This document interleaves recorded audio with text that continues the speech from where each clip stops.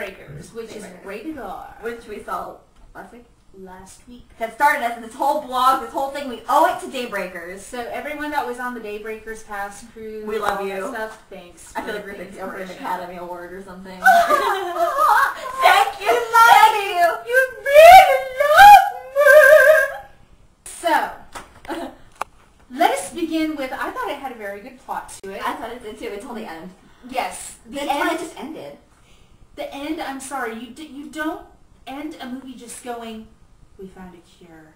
Especially since the entire movie is about them finding the cure. So it's like, if you just end it with going, we found the cure, it'd be like, it's not the end. Yeah, they did set it up for a sequel. They totally set it up for a sequel. And you know what? We are going to tell you what the name of the sequel should be and the tagline. Daybreakers 2. We screwed up. It didn't work. Oops. My bad. That's a long tagline. That's a really long tagline. It's the longest tagline in history. And so, Amanda, why don't you tell us some of the things you liked about the film? And well, I just like that they stole from Twilight with the honey-colored eyes. Seriously. They stole from Twilight big time. And the guy's name was Edward! Edward. A vampire, Edward. Creativity. Creativity, people. Get some. Besides that, it wasn't like other vampire movies. Really, was it? Huh? I'm not even listening. It wasn't like other vampire movies. No, I really liked the twists and turns of Yeah, and you didn't, like, at one point you're thinking one person is one person, but they're not that one person, but there are that one person, but then there's this other person. There was no love scene. There was no love scene. Which too bad, because they were all pretty.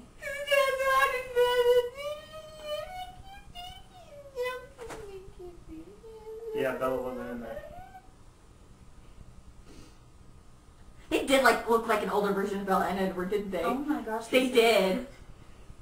They looked like an older version of Bella and Edward. It's gonna be the future version of Twilight. It's so wrong. They find a cure in Edward. Oh my god, if they find a cure, Edward would just you gotta go jump off a cliff. Wait, if that's the future of the world, Bella and Edward, where's Jacob?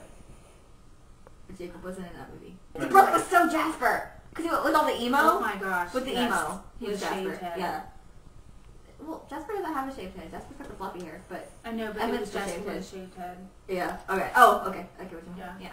And so overall, it was a pretty good movie, but the end... Yeah. You don't end it with a stupid quote like that. Mm-mm. No, It just leaves you hanging, and it was like, but, oh, Willem Dafoe was a vamp.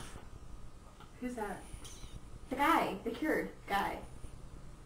Oh, yeah. I remember you from Spider-Man. You were like the Green Goblin. You're pretty cool. He always plays like the... And then I remember in Born on the 4th of July with Tom Cruise, you ate the worm in the tequila. Okay, so on a whole, we both decided to give that movie a B. B is your rating. She has a song for everything. I do. Moving along, this week we saw Extraordinary Measures with Harrison Ford and Brendan Fraser. And Brendan Fraser and probably some other people. The little girl whose name we forgot to look up. Oh crap! Meredith Droger. Okay, you are awesome. You carried the film. You were the best actress in that film, Meredith Droger. Harrison Ford. I thought you were going to start off with your, cocky, I'm just me kind of role. And actually, I was pretty impressed when you turned it around and you were kind of the sensitive guy. To an extent. To an extent, yes. And I really enjoyed that. Harrison Ford, I thought you did a pretty good job. I thought you did it the best out of the adults. Definitely. I wasn't feeling it from anybody else. I barely felt it from him. Oh, except for that guy, Marcus. The guy who played Marcus. That was the first time in the entire movie where I felt anything. Your speech, and you started crying, was fantastic. And that was the first time. But besides that, I didn't even tear up at that point. It was like awkward thing going. The film gave the illusion that there wasn't a lot of time to film, and so they had to rush rehearsals Yeah. rush acting, just rush the script in general. You were supposed to feel like they were rushing, like, to get this cure. It was like a race against time. I mean, it's advertised as a race against time or something, isn't it? Pretty To much. get the cure before his kids die. And the whole entire time you're thinking they have like 50 years before they, speaking of 50 years, we were the only people under 50 years in that movie. Seriously. But It was a senior citizen, like, fest. yeah, it was bad. It just all around not a good movie experience as far as like getting into the movie with the other people with you. There was no audience camaraderie, nothing to feel for this movie. But Meredith Droger, you were just the comedic side. You pulled it through, and The cutest thing ever too. how old is she? Like 8? In the movie, She played 8 years old. 8 or 9. But, honey, you're going places. Keep it up. Definitely. And It's so, what is your grade for it? my grades, I give it a C minus. I'm giving it a C minus for Meredith. Seriously. C plus. I give it a C She plus. pulled it. And so average, C. C. So those were our movie reviews. We will be back next week with more. Bye! Hi.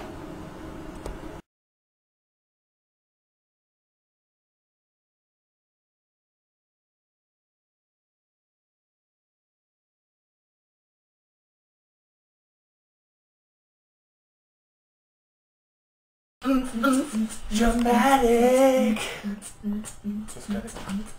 Them. You can't show that. That's copyright. It is called That's what she Shipping said. Perverts.